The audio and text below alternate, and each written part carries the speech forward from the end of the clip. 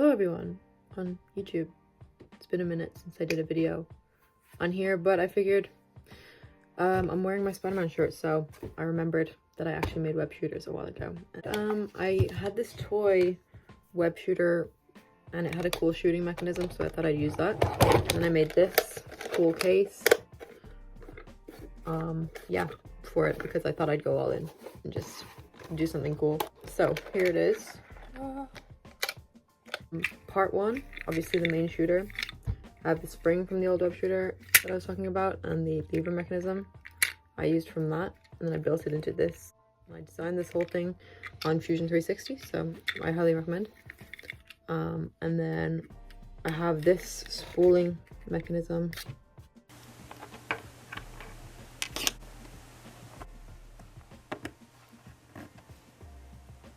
It has these capsules inside, which is, well, that's what I call them, but I guess you can call them cartridges or something, or reels. But yeah, I have multiple, so I can show you the different types. Oh, don't go over there. So basically, I have different types of thread for when I was testing out which the webbing is the best, basically. I figured that the thinnest fishing line is the best one that I found. It just comes back very cleanly and it shoots out very far. It's quite light and it's quite strong. So, but yeah, this is the final one. I have a screw plate. This is a plate on top which covers the mechanism, so I can access it whenever I need to, or if it ever gets caught or whatever, I can fix that. And the lever mechanism, it has a spring in it as well, so it just pops right back up. And then these have a little dip in it, so it slots onto this disc, but you don't want it to fly off when you shoot it because that's what will happen. So I have a little translucent cover which slides in this slot right here, and then it doesn't shoot out, and it shoots out very cleanly. So yeah, that's that.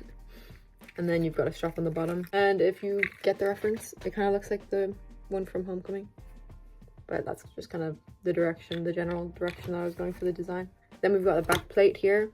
This is an older version. I now have clips for the loose string, so it has somewhere to go. Like, for example, when you click this on here, it does hold it, but the string is loose. So in the newer version, I have little pegs for this to tie onto, so it doesn't go anywhere. But yeah, so these hold 2 extra capsules, like so, and 2 projectiles as well. So you can actually have 3 parts loaded at once. You can have two in here and 2 in here, and then 1 in the actual shooter itself. It's really cool. I'll show you now what it looks like when I'm wearing it. Yeah, this is it. So it kind of slides up a little bit higher like this, and then you've got this cool looking plate on the back, which is kind of shaped to my wrist.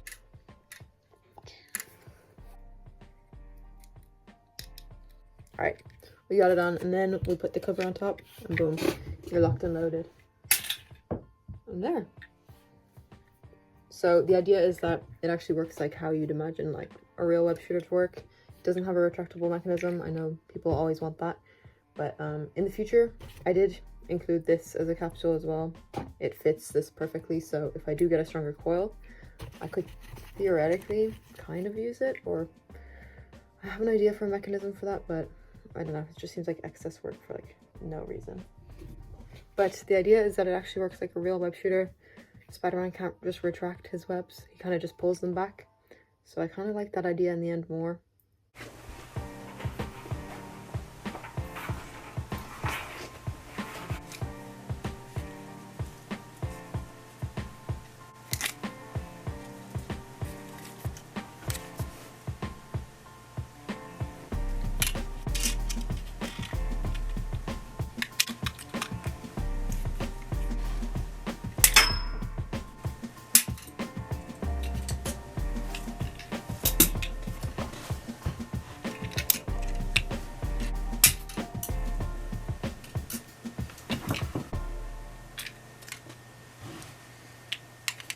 And just to show you, the capsules actually come without any lock for the string. So this is just how it is as you have it.